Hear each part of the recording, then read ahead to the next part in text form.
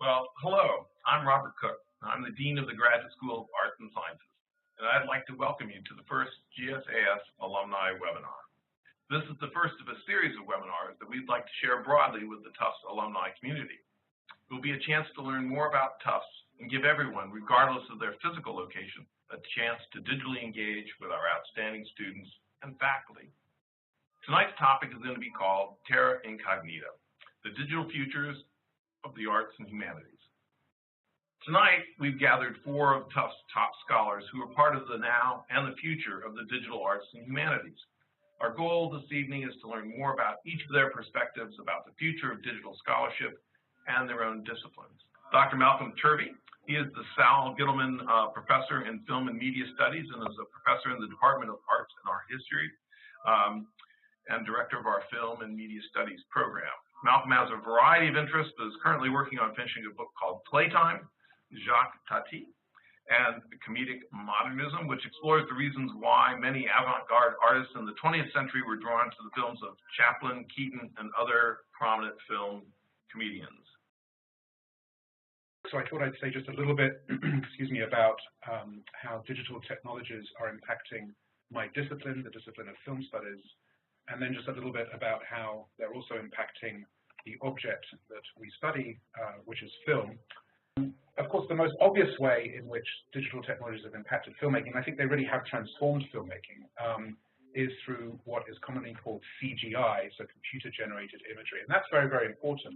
But there are other ways in which they've changed things too, and I think one of the most interesting, which is becoming more and more common in the filmmaking world, is the use of computers to control cameras themselves. So rather than have cameras being operated by human beings, more and more cameras are being operated by computers. And what they've done is they've pre-visualized the camera movements on computer first, and then use that pre-visualization to control the actual camera that films those movements, therefore creating something much more precise than any human being could do.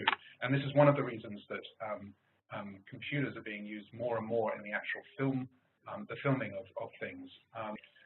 So I think another way in which digital technologies are really affecting filmmaking is that they're transforming acting, which is, I know, something my colleague Heather will be interested in.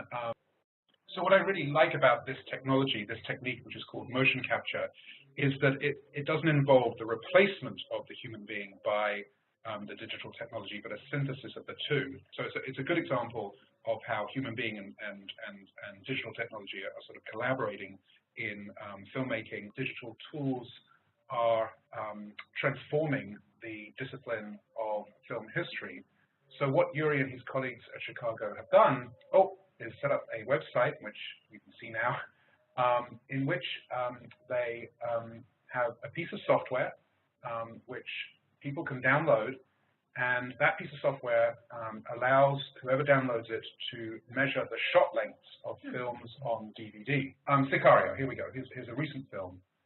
What they've done is downloaded a piece of software, and that allows them to measure the shot length. And you can see in this column here, this is the average shot length is 7.5 seconds in this particular film.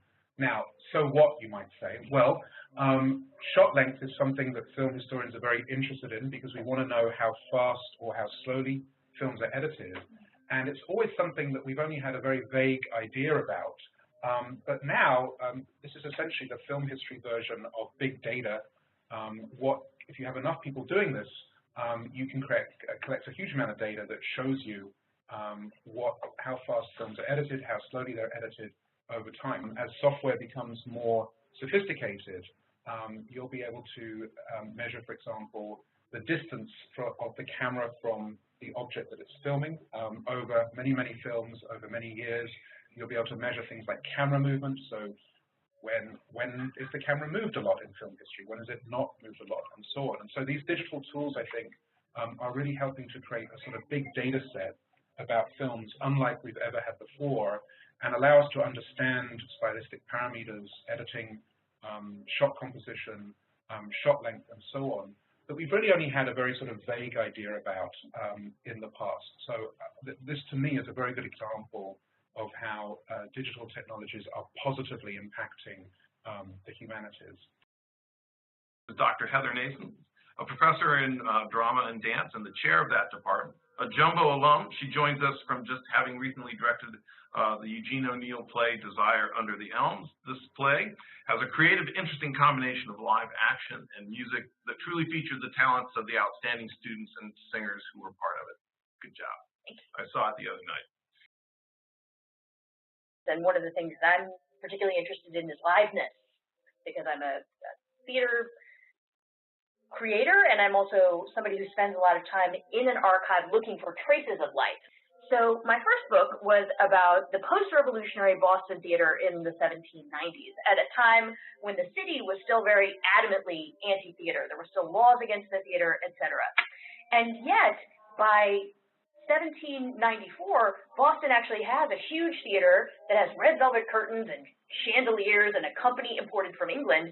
And again, it is still illegal. And that is not the kind of thing that you can actually build and open without people noticing. So part of my work was to figure out, how did that actually happen? I was going through microfilm, and I was going through actual bound copies of newspapers. And so what emerged in that project was every time almost that there was something about the theater, somewhere on the same page would be something about the Boston Tontine Association.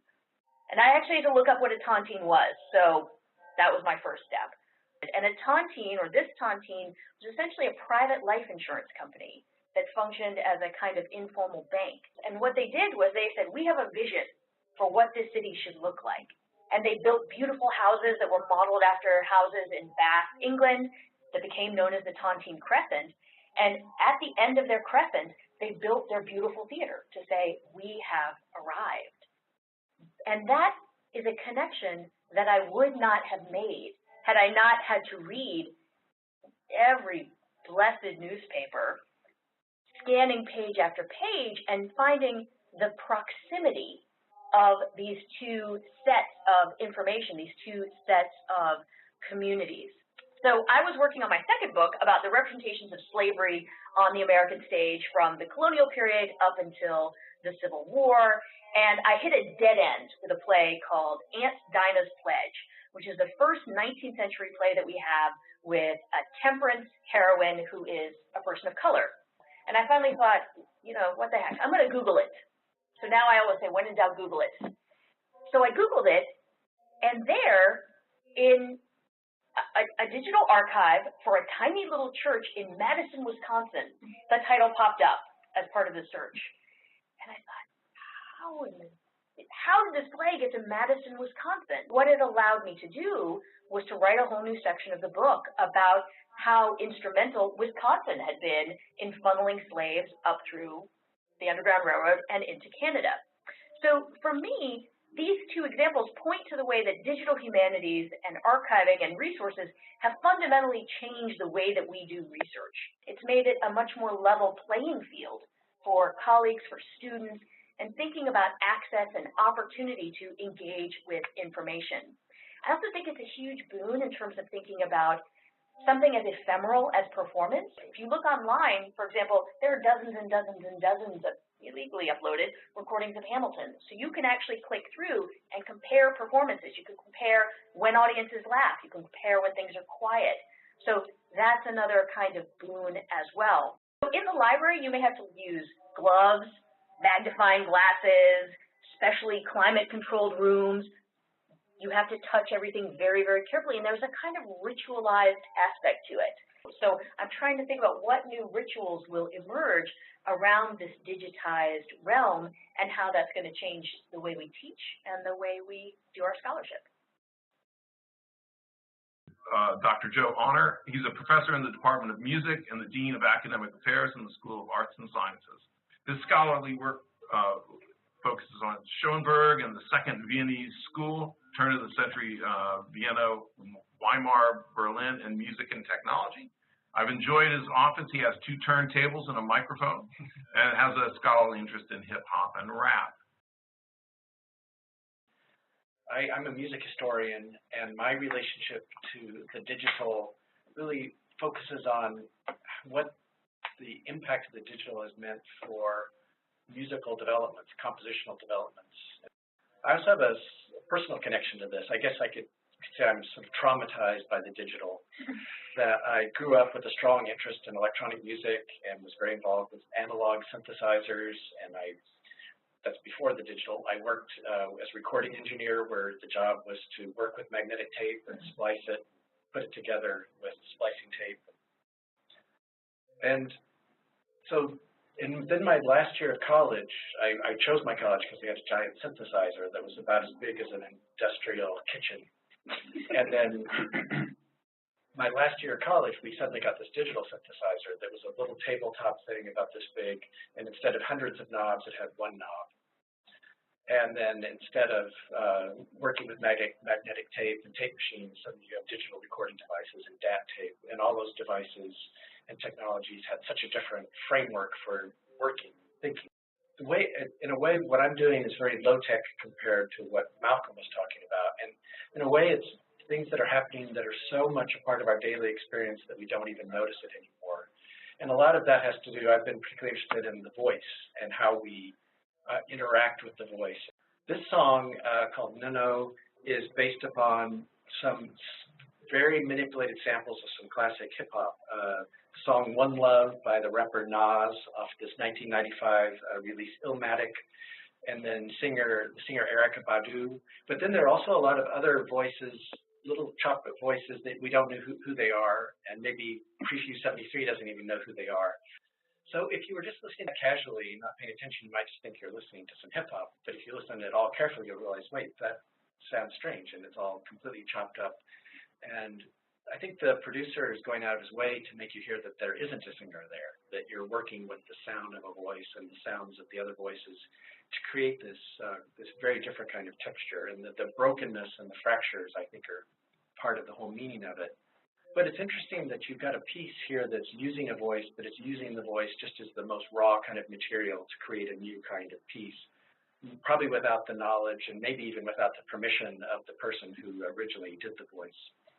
One of the most famous pieces in the 20th century is this piece, 4 minutes and 33 seconds by John Cage. And in the original performance of the piece, Cage, a pianist went out and closed the lid of the piano in a concert hall and sat there for 4 minutes and 33 seconds. And then the piece is all the sounds that happened during that stretch of time. Now you'd think, why is that a famous piece? But it's a revolutionary piece in thinking, well, what is music? What are the borders of sound in music? What's the audience's role? How do we listen? But the John Cage estate put out this app that you can see where you can listen to 4 minutes and 33 seconds as it sounds in John Cage's apartment. So you can hear the 4 minutes and 33 seconds of the traffic noise from his New York apartment.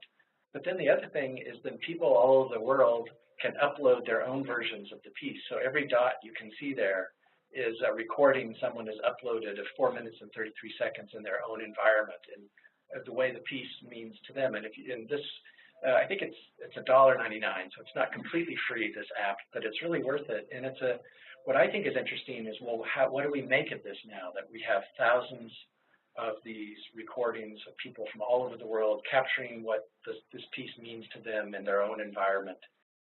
Dr. Marie-Claire Beaulieu, an associate professor in the classics department and director of our Perseids project. This is a digital humanities project that's at the cutting edge. She's working on creating and disseminating knowledge about the ancient world and making it more accessible through a collaborative online environment in which users can edit, translate, and produce commentaries on a variety of ancient source documents. She's also a key player in our new Digital Humanities Master's program in the Classic Department, Digital Tools in Pre-Modern Studies. So we put the Perseids tools together, which are open source tools which enable micro-publications, in particular by students, but any member of the public is welcome to do this. And what is a micro-publication? That's basically an assertion. It can be as simple as stating Zeus is the husband of Terra. That's a micro-publication. But if you aggregate lots and lots of these, you're going to get a body of work that you can actually read from and that you can learn from, right?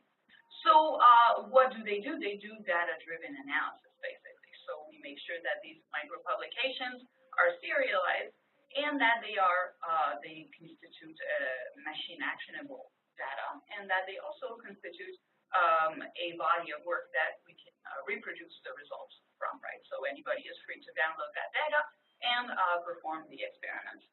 So that's interesting because then our students are participating directly in the creation of new knowledge, and they also help us develop the tools, right? And of course, that helps us develop the curriculum itself, right? How do we teach?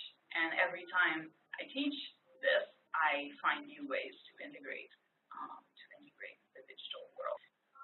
So here's an example of a micro-publication. So this is a Greek inscription. It is a tombstone. And so the student goes in the Perseids environment. So basically, you define with your mouse a region of interest on the inscription. In this particular case, we've chosen to do words. So you define each word with your mouse, and then you do a transcription right there in the little rectangles that are created. And so this then gets encoded into an XML document, which is below in the environment. And then with that XML document, we can do further markup and a presentation of that material online. And of course, the data then can get aggregated into repositories of Greek inscriptions. And so what I'm doing. Here's another form of micro-publication. So this is a tree bank. People may be familiar with diagramming sentences from grade school. I think many of us here may have done that, right? Where you define what's the subject, what's the object, and so forth, right? So this is exactly the same thing.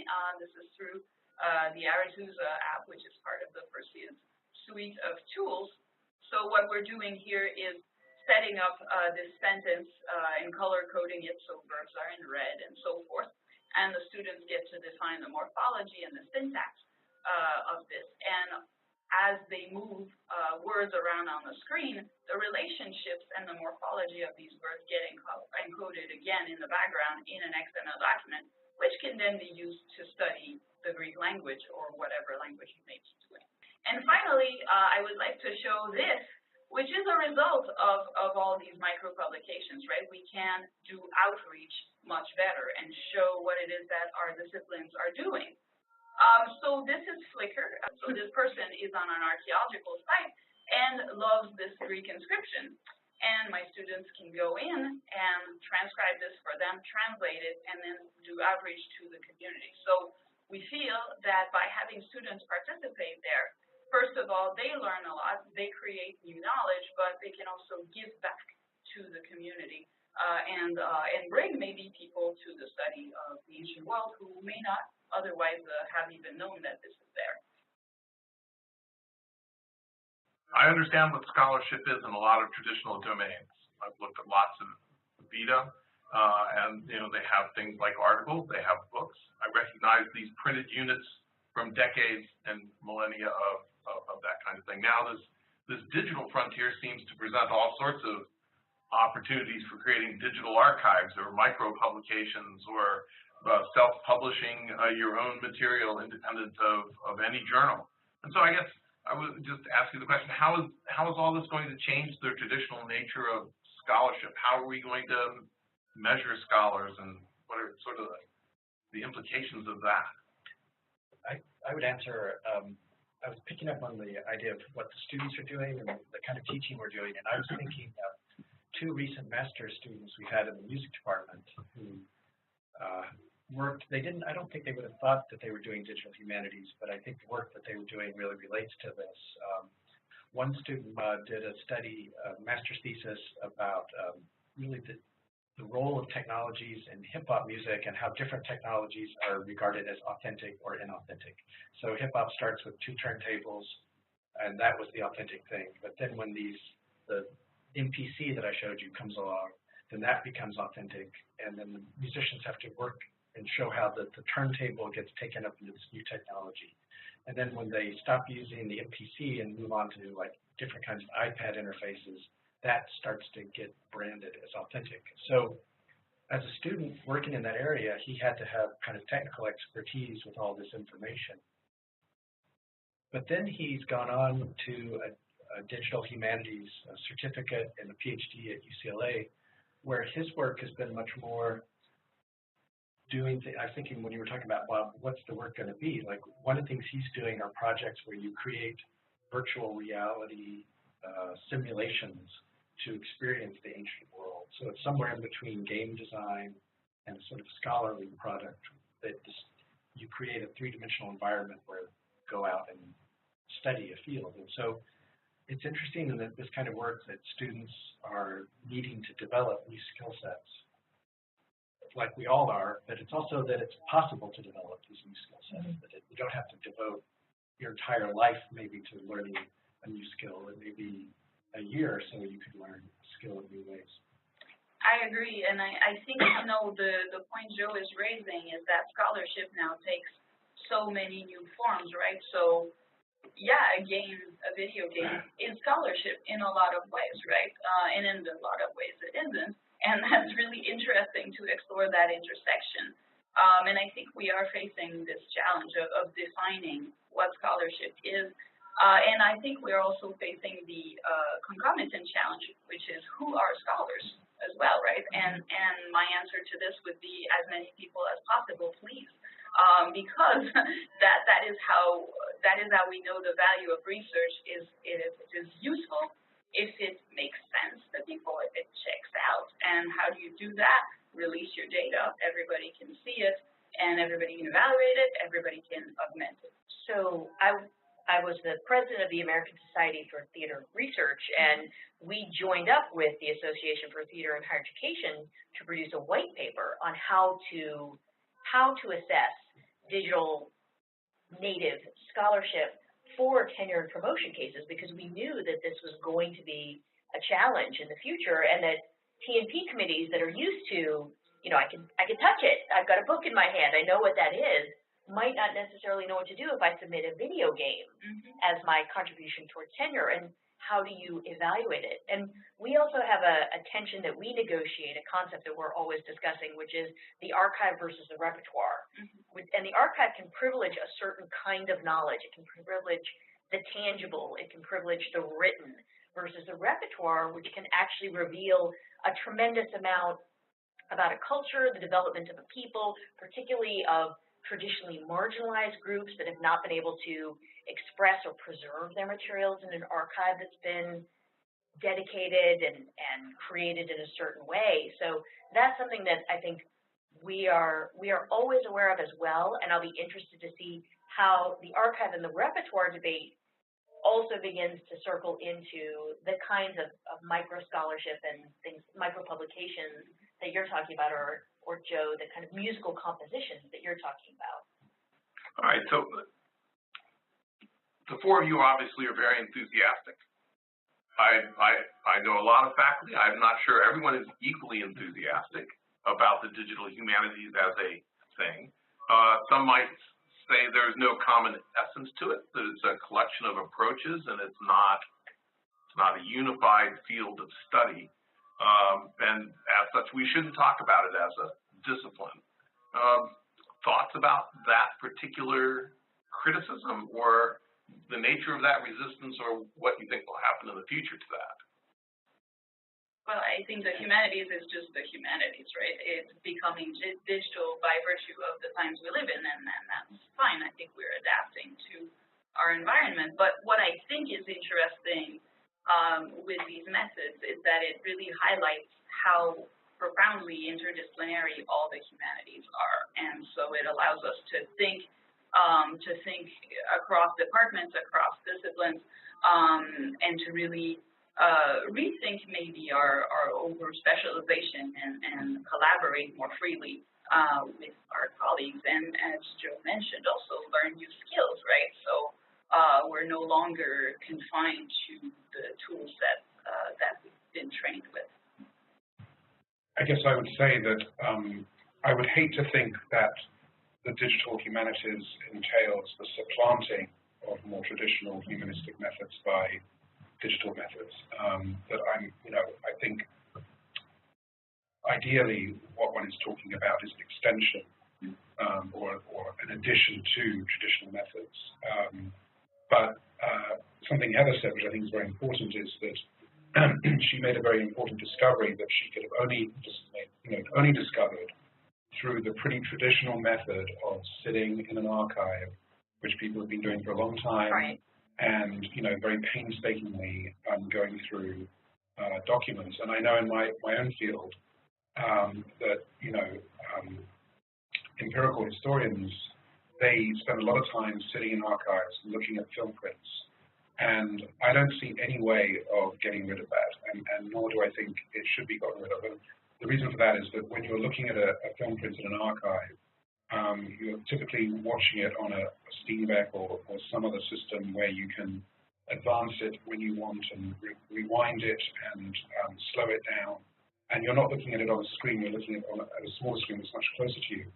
And you notice things about the film that you just don't see if you are just watching, a DVD copy of it on a television screen or something like that. Certainly, I would not endorse the idea that traditional humanistic methods are simply being replaced by digital ones. I mean, ideally, I think what we're talking about is an extension, not a wholesale, transformation. I was going to say, I also have a question about how the way in which the experience is mediated once it becomes digital. So I'm thinking about, for example, the moments in the archives when you're not just looking at print, you're looking at a 100-year-old piece of wedding cake that's been preserved, or you're turning the page of a scrapbook, which I have done, to encounter a giant picture made of human hair. There is something very tangible about that moment, or when you could pick up a stage prop and handle it, that changes when it's on a screen and there's a keyboard and it's not actually a 3D experience. So I will be interested to see how this field moves forward in terms of can it help people who will not be able to have those encounters get some sense of them. So I think that's very interesting. I was thinking that it used to be, I think when the movie The Matrix came out, there were these kind of fantasies of what the future would be like. We were all in this kind of artificial reality where we were, completely lost our bodies and we were just living in a computer fabrication. And it really hasn't turned out that way as far as we know. But it has turned out that we are living in an environment where it's like a mixed reality or embedded reality where we're permeated by digital. Like you might even say the fact that we're doing a webinar now is a good example of that, and the number of computers in this room is huge, and we're using multiple ways where we don't even notice it. So I was imagining that if you imagine scholarship in the humanities, it might be more of, instead of a virtual reality, more of this mixed or embedded reality where we all are in various ways interacting with the new technologies, but always ideally from the strengths that we developed in the disciplines. But I was thinking when you both were talking that the amazing thing now is like I work on this composer, Arnold Schoenberg, and he is, there's this huge archive where you can get everything scanned. I think still you would want to go ultimately to look at the real things, but I think now more than ever, the access to these materials and letting people who never would have had an opportunity to see these things or see these archives, to see what's there and then hopefully open it up to many more people who would never have had access. So that's the mixed reality version of digital humanities. And that's, as I was saying, that's what I love about it, is that people who can't afford to or wouldn't otherwise be able to take the time to do it can actually see. And what I'm trying to figure out is how you can also give them that experience of touching. Because for me as a historian, what I want to be able to do is to plunge into the past rather than dragging the past to me. And so how do I help somebody recreate that experience of, this letter, this handwriting, this hair, this wedding cake, the gloves, you name it, the wreath of flowers. So how do I go towards the past rather than always hauling it up to me? And I think another aspect of traditional archival research is the aleatory dimension of stumbling across things by chance. I mean, I can't tell you how many scholars I know who built whole books, indeed careers, out of things that they found purely by chance in the archive. They've asked for a particular box of papers, they've been given the wrong one, or they say, something's been misfiled in a particular box of papers, or they just happen to, they're bored one day and they see something and they look at it. Turns out to be very important. So that I think our disciplines, whatever the digital humanities is or are, would be incredibly impoverished if any of that goes away. I just don't see how that that goes away. I'd like to reassure you, in my field, the digital methods are really enhancing what we already do well. And I will say that in traditional classics, it's very easy to hide something you don't know in a footnote. If you're producing a data set, you can't. It's going to be clear as day that you don't know this or that it's badly formed or whatever, right? So I think the transparency that it gives us is crucial in actually establishing the quality of the scholarship and in showing actually what you've done on the source documents, which is the stuff of our discipline. So, well, and the flip side, what I think maybe to connect with what Malcolm was saying, I just learned today that the library here bought a book that I believe was from something like 1435. It's a very beautiful illuminated Bible that's going to be part of the collection where the students are going to be able to interact with this Bible and work with it. That you can still read it. You can still turn the pages. The problem with all this digital information is it's so fragile and ephemeral that it's very hard to open a digital file from 10 years ago, and one from 20 years ago might as well be doesn't exist. And so the idea of something for 600 years ago, 600 years in the future, a digital document that will still be legible and usable is unimaginable. What do we need to do as scholars? What do we need to do as a university to make sure our students are well prepared for a future that is ever changing, rapidly changing? What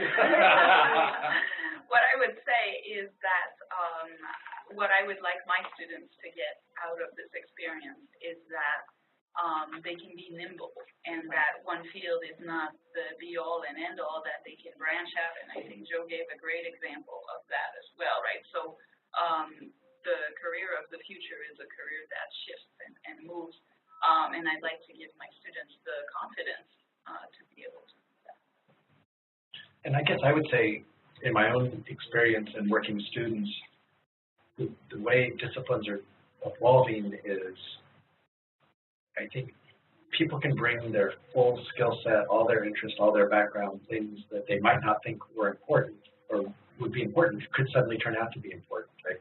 I feel like when I started graduate school, my discipline was very well defined, and the authorities could say without a doubt what you should know and how you should study it. I think that's completely changing now. I think that's really exciting. I think it's not just because of the digital and these new technologies, but I think that is making the huge variety of people's interests and skill sets more relevant and useful in the world. I will sometimes ask my students to draw how they think, because not everybody thinks or researches in the same way. And so I had a student one time who said, I feel like I'm like a dog who goes into the backyard and digs a whole bunch of little holes. And I said, well, great. Figure out how to connect those holes, right? So you dig a hole here, you dig a hole here, you dig a hole here. Then your next task is to map them together, and you can constantly remap them into different patterns.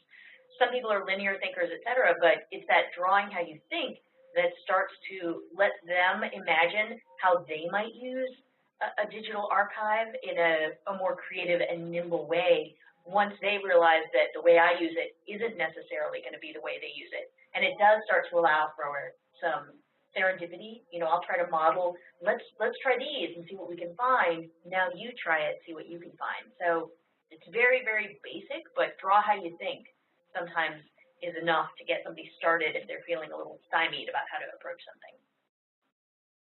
Yeah, I mean, I would say, I guess, what I always say to my students is not to get hung up on particular technologies and skills, because they become obsolete so quickly. And I remember this argument that was being made about 10 years ago that, every student coming out of college should know how to design a website. And, that seems a completely absurd idea now.